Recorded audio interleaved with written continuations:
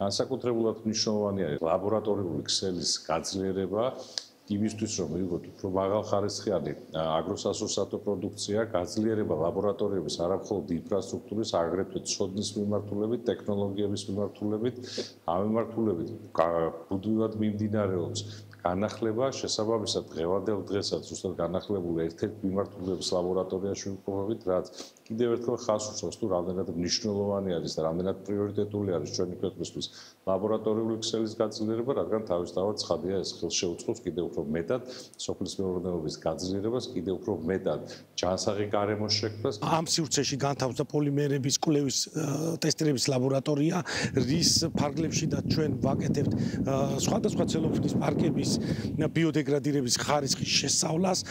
მინდა ხაზი გაუსვა, რომ ანალოგიური ლაბორატორიული სიმძლავრეები ჩვენს აღმოსავლეთ მეზობლებთან არც ერთ ქვეყანას არ აქვს და დავამატებთ იმასაც, რომ ბევრ ევროპულ ქვეყანასაც ესეთი კვლევის ლაბორატორია არ აქვს.